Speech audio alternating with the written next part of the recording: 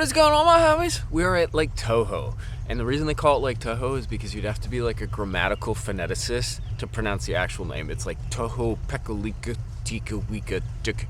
It's like an old Indian name, but it's one of the cooler lakes in Florida, and it's been super hot, and one of the main reasons is there's tons of hydrilla.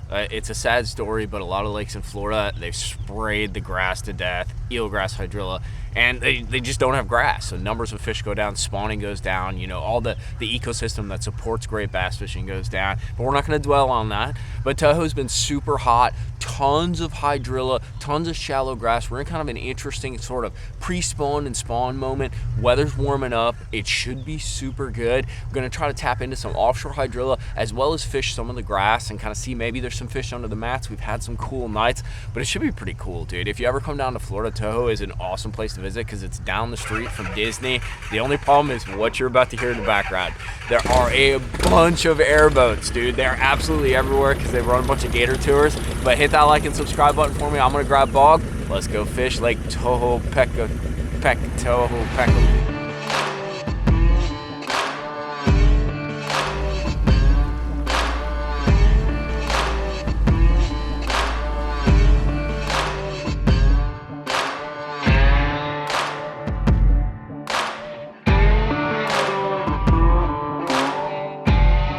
We got some interesting conditions, and it might even play into my favor. We'll see. There's a ton of grass. Like, I overheated my Mercury for a second. A lot of the grass is just like a foot below the surface. And when that happens, a lot of it's about finding like holes, trenches, basically something that's different, like differentiations. You can see it's kind of like matted back behind me right there. So that might mean there might be an opportunity to flip some mats as well. But I think one of the biggest keys, it's like any kind of fishing. You want something different, or you want something that creates an edge. So what we're gonna focus on is kind of, I found this trough basically. It's a giant hole where there's strands of hydrilla versus like complete carpet of it. And the wind's gonna kick up, so we're gonna have to kind of pick things apart and pick our spots. But I'm hoping this kind of pans out. Baits wise, it's everything you'd expect. I got a one knocker right there, my classic trap. That's that silent trap from Thunderhawk. I got a chatterbait mini in a brim pattern. That's something kind of unique for Florida. A lot of stuff is focused on brim and what we have called reddier. So, you know, and actually shellcracker too. But that orangish kind of red bluegill brim, and then a little more like shad shiner chatterbait, kind of like a green and white with some gold and silver. And then of course on this side, whenever you come to Florida, you gotta have a worm tied up. So I'm gonna probably put like a Gambler Fat Ace, like a stick bait that's a 3/16. It's super light, so it'll just kind of like lay on the grass instead of getting all like stuck and clogged in it. You can kind of see why I have that double transducer set up. This is that scout mode, and that's a grass clump, that's a grass clump, that's a grass clump. You can kind of get a layout, and then there's like trenches and troughs in between them. There's actually a fish right there, right next to the grass that just moved. But it gives me kind of a layout. Not so much that like you can actually like fish a fish. That's actually a fish right there swimming around. You see him? You know, it's tough to kind of line up your cast unless you actually see him on the straightforward, but you kind of have a real-time map in front of you of how everything lays out, the grass, the cover, and the depths. That's cool.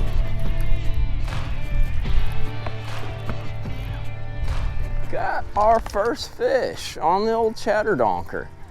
He came out of the grass and freaking smoked it. I don't think he's very big, but gives us some information about what's going on, man. Well, what do you say? It's a nice little chatterbait 2-pounder. He ate that little chatterbait. I got an old school Lunker City on there. My buddy gave me some of these flukes that he puts on the back. Kind of a cool little setup. Just a little 2-pounder. Got a little grass edge, and there's a trough going through.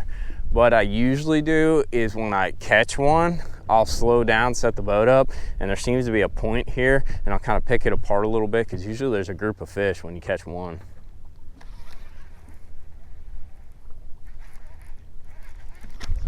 Got him.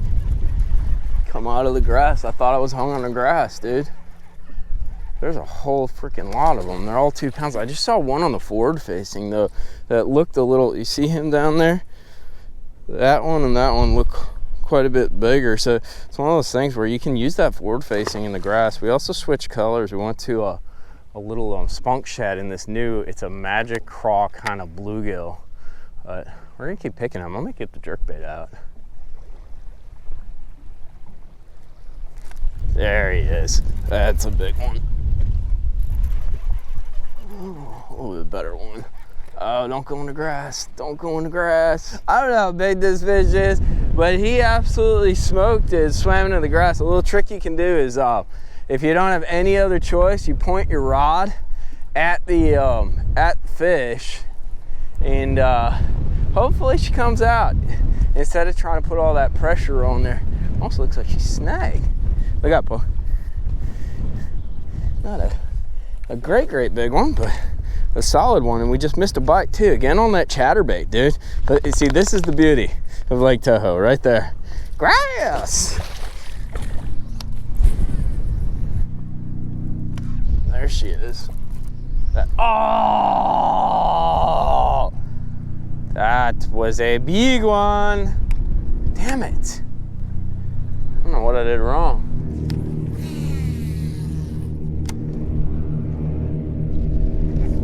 Got him that time. That might be a better one, dude, if I can keep him out of the grass. Just worming that chatterbait mini through the grass. Oh, he's running at me. Yeah, that's a little better one. Like 2.5, 3 pounder. All the airboats are running by. I got like 4 bites on the last cast, and then this one went and ate it. Nice. Fell right off. Well, no, maybe like 2.5. On the little mini, dude, with that little spunk shad trailer on it, looking like a brim.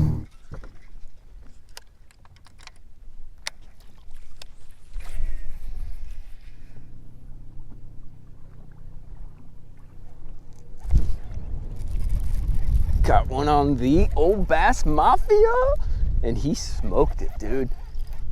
Is that biggin? Oh yeah. Oh, better one, bro. On the old swimming shimmer, dude. I rigged up a Bass Mafia, the Zaldaingerous Swimbait, dude, and I put it on an 8/0 beast hook, and it's weedless. It's big old head, small body, but it's weedless, so I can bring it through this grass. And I'm almost kind of worming it, you know? So you feel that tick, and then you just slam them. But looks kind of like a shiner. That's kind of a cool bite, dude. Bro, the wind just started railing. I'm so glad. I got 10-foot power poles, and it's exactly for situations like, holy crap. Look at this. They're all under the boat, dude. I'm all over the place. I'm gonna get a worm out and pitch it out there a few feet and just see if I can't dangle some of those. The wind is kind of ripping, but we found a little corner, and it's got a whole school there. They're not the biggest fish, but there's a stack of them, and I see a bunch more in the grass. We're gonna get out a bunch of different baits. You know, I actually have a jerkbait, a gold jerkbait tied on, which I think I'm gonna throw on this, the chatterbait mini. But one thing, if you guys ever come to Florida, fish Toho, any lake, Lake Okeechobee, always have you one of these. This is a Gambler Fat Ace, and just the general concept is a stick bait. A stick bait in Florida is such a powerful tool, and especially in like a black blue or a June bug blue tail, there's something about it. I don't know what it is, and at this point, about 99.975% of anglers down here throw it, and it keeps on working. It's something with the way it matches the brim in that, but always have this thing tied on. We're gonna dangle this a little bit, and we're gonna dip some other baits in the water and see if we can't maybe draw a bigger bite out of this pod.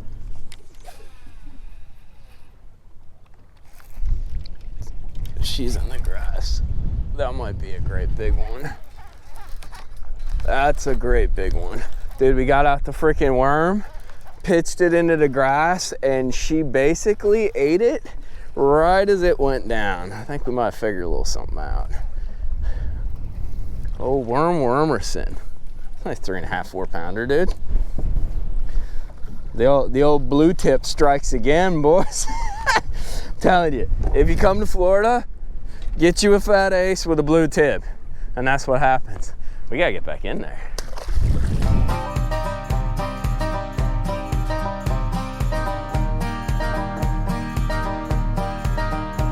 Oh my God, they're all over it. Got him. You guys see them? They're all down there right next to the grass line. That's the hydrilla right there, and they're all scattered about. A little better. Who would have thought a worm would work in Florida, right? It's 2 and change. got you. That's it. There's your mom, bro.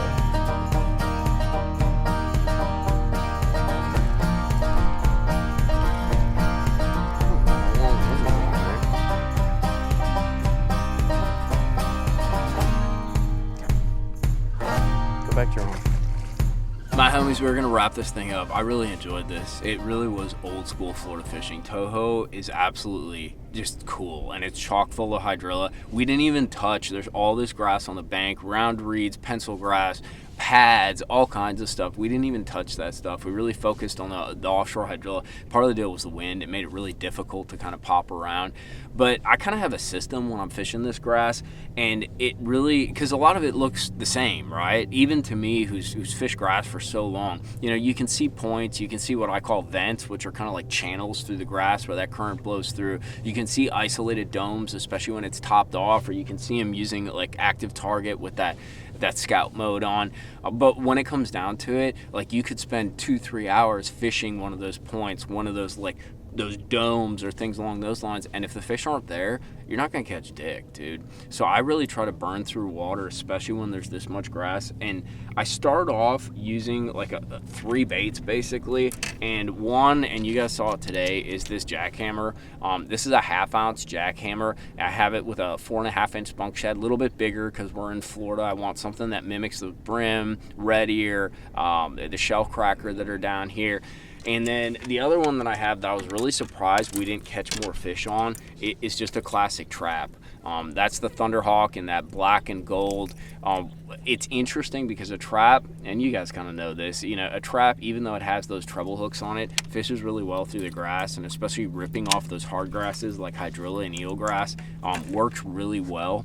But I'll use those baits and I don't stop until I get a bite. That's really the trick. I'll fish through like high percentage areas, like those points, like those domes. We focused on like a deeper area that had a harder edge with some strandy stuff coming off of it. But until I get a bite, I don't slow down. When I do slow down, it's not that I'll put down those reaction style baits, it's that I'll fish them a little differently. And you probably noticed in the video, when it came to fishing that, especially that chatterbait, I really kind of wormed that chatterbait almost like you'd worm a trap. I was kind of dragging it along the side, or dragging it kind of almost like a worm with my rod tip up, and sort of letting it sort of interact and impact that grass, and then popping it off, not so much ripping it, but just kind of keeping it off that grass with little sweeps. I bet you we fished 2 spots and we caught 30 to 40 fish out of those 2 spots. Power pole down, never moving, especially because of the wind. And we really picked things apart, but they were so stacked in that grass that you could get the bites. Once things slow down on that chatterbait and that trap, I actually found a school using active target. We've talked about using forward facing in the grass. It's something that a lot of guys do not do. And we picked up the old gold jerkbait. This is that 110 in champagne. Gold is such a strong color down here in Florida with all the golden shiners, and just that brown, that tannic brown water. They just seem to love that gold, and we were just kind of twitching it and letting those fish, just like we did on Gunnersville, rise to the bait. And we caught a whole freaking crap ton of them, dude. Like, we caught a bunch of rats. I probably won't even be able to get them on the video, but they all just got right in front of the boat. They were interested in that jerkbait and they'd rise up to it.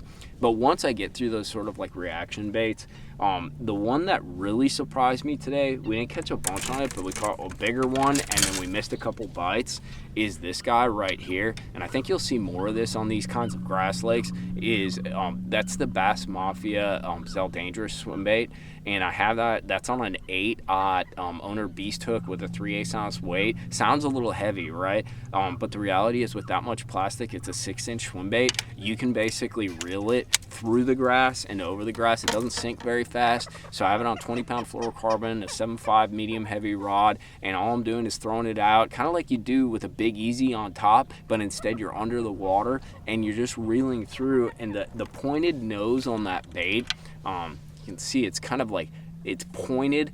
It's very like hydrodynamic, aerodynamic. I don't know what the word is.